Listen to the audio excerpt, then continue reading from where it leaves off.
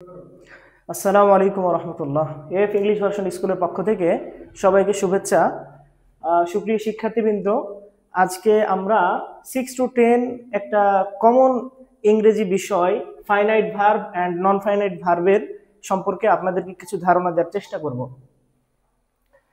আমরা বইয়ে যে সংজ্ঞাটা পড়ি ফাইনাইট এবং নন ফাইনাইট ভার্বের, সেই সংজ্ঞাটা আমরা পড়ি কিন্তু হয়তোবা বুঝতে পারি না। ফাইনাইট ভার্বের যে সংজ্ঞাটা দেওয়া হয় যে যেই ভার্বটা বাক্যের অর্থ সম্পূর্ণ করে সেটা হচ্ছে ফাইনাইট ভার্ব, আর যেই ভার্বটা বাক্যের অর্থ সম্পূর্ণ করতে পারে না সেটা হচ্ছে নন ফাইনাইট ভার্ব।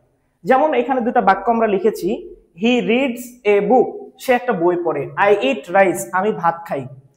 তো আমরা এই বাক্যগুলোকে যদি একটু যাচাই করে দেখতে চাই তাহলে ভার্ব পর্যন্ত বাক্যটাকে যদি আমরা শেষ করে দেখি, যেমন হি রিডস এ বুক, এখানে এ বুকটাকে যদি আমরা বাদ দিয়ে রিডস পর্যন্ত বাক্যটাকে সমাপ্ত করি অথবা আই ইট এই পর্যন্ত সমাপ্ত করি, তাও কিন্তু এই বাক্যগুলোর অর্থ হয়। যেমন হি রিডস মানে হচ্ছে সে পড়ে, আই ইট মানে আমি খাই। এখন এই বাক্যের ক্ষেত্রে যদি আমরা খেয়াল করি, এখানে আছে হি টু রিড মানে সে পড়তে, হি টু ইট মানে সে খেতে। এখন টু রিড বা টু ইটের যেই অর্থ, ভার্ব পর্যন্ত যদি আমরা বাক্যকে এখানে শেষ করি তাহলে কিন্তু এই বাক্যটার অর্থ পরিপূর্ণতা পায় না। কিন্তু আমরা এখানে যদি একটা অতিরিক্ত ভার্ব আনি, হি ওয়ান্টস টু রিড সে পড়তে চায়, হি ওয়ান্টস টু ইট সে খেতে চায়, তাহলে এখানে খেয়াল করো যে বাক্যটার অর্থ সম্পূর্ণ হয়েছে।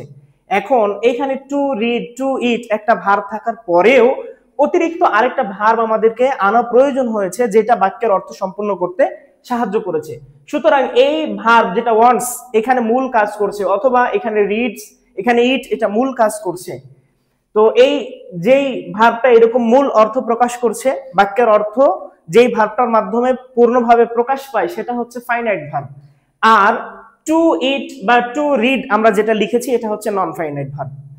এখন এইভাবে অর্থ হিসাব করে অনেক সময় আমাদের জায়গা থেকে অনেক কঠিন হয়ে যেতে পারে। এই জন্য আমরা নন ফাইনাইট ভার্বগুলো চেনার ক্ষেত্রে একটু সহজ উপায় অবলম্বন করার চেষ্টা করব। সেটা কি নন ফাইনাইট চেনার উপায়? এক নম্বর হচ্ছে ইনফিনিটিভ। আমরা জানি ইনফিনিটিভ কাকে বলা হয়, টু প্লাস ভার্বের বেস ফর্ম যদি হয় তাহলে সেটা ইনফিনিটিভ হয়।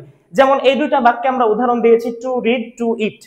তো এখানে টু রিড টু ইট এটা হচ্ছে নন ফাইনাইট ভার্ব, সুতরাং বাকি যে ভার্বটি আছে ওয়ান্টস এটা হচ্ছে ফাইনাইট ভার্ব। অনুরূপভাবে দুই নম্বর যে বিষয়টা আমরা বলতে পারি সেটা হচ্ছে হ্যাভিং প্লাস ভার্বের পাস্ট পার্টিসিপল। হ্যাভিং প্লাস ভার্বের পাস্ট পার্টিসিপল যদি হয় তাহলে সেটা নন ফাইনাইট ভার্ব হয়। যেমন having done the work I went out. এখানে খেয়াল করুন হ্যাভিং এর পর যে ডান ভার্বের পাস্ট পার্টিসিপল এটা হচ্ছে নন ফাইনাইট ভার্ব, এরপরে অন্য আরেকটা যে ভার্ব আছে ওয়েন্ট এটা হচ্ছে ফাইনাইট ভার্ব। অনুরূপভাবে তিন নম্বর নিয়ম আমরা বলতে পারি যে কারণ ছাড়াই ভার্বের সাথে আইএনজি। যেমন going to market he bought a T shirt, মার্কেটে গিয়ে সে একটা টি শার্ট কিনেছিল। এখানে দুইটা ভার্ব আছে, একটা হচ্ছে গোয়িং একটা হচ্ছে বট। এবং এখানে আমরা গোয়িং যদি খেয়াল করি তাহলে এই ভার্বের সাথে আইএনজি হয়েছে। আমরা জানি কন্টিনিউয়াস টেন্সে সাধারণত আইএনজি হয়, কিন্তু এখানে কোনো রকম কন্টিনিউয়াস টেন্সের সাইন না থাকার পরেও এখানে আইএনজি হয়েছে ভার্বের সাথে।